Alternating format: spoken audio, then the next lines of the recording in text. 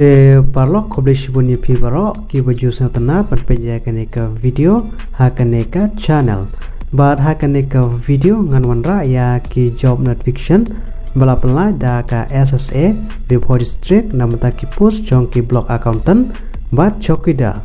Te pejakaneka video hadu banda code ngan mata detail load hakaneka video. Te parlok wat clear banai la jakaneka video bad kumjuru ban subscribe jakaneka channel.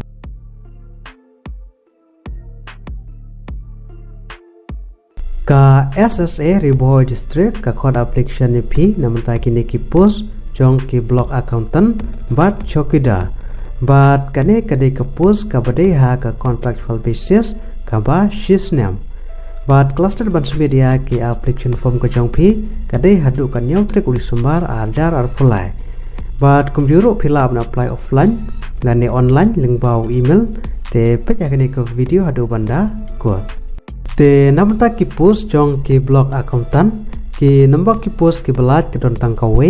bat kajaka posting kade ha boy rembong blog bat ha kajin siu ka ba khat khana hajar arspa haka shibnai bat namta ka karan pule ki shim ki blog ndap ya ka bcom lengba ka accountancy degree bat license ka experience ha ka accountant lengba ka computer knowledge bat namta ki post jong ki chokida ki nampak ki post ki belat kron tangkawe bat kajaka posting kade ha boy rembong blog bat ha kajin siu ka ba prajar haka shibnai bat namta ka karan pule ki shim ki bela pendap ya ka kelas 8 pass bat ha karta ka filam na apply kade kat kom ka government jong ka Meghalaya norms bat namta ka selection process kade lengba ka writing test bat ka interview te kumno filap na apply namanta ka SSA Riboh District haki post jong ki blog accountant bat chokida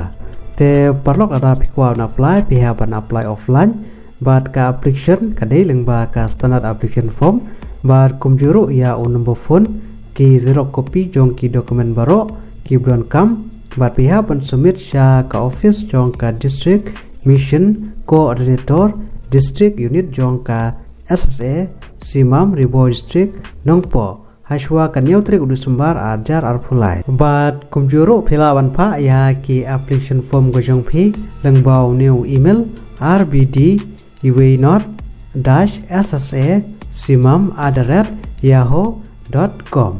te parlok ada pidon kano kapat ka bapim patshai bha sewa ban komen hakaneka video te parlok hakaneka video tang kini kijimen tip nam ta kini ki post lapla da ka SSA Riboh District bar ngine page par haka weka video kubleshibon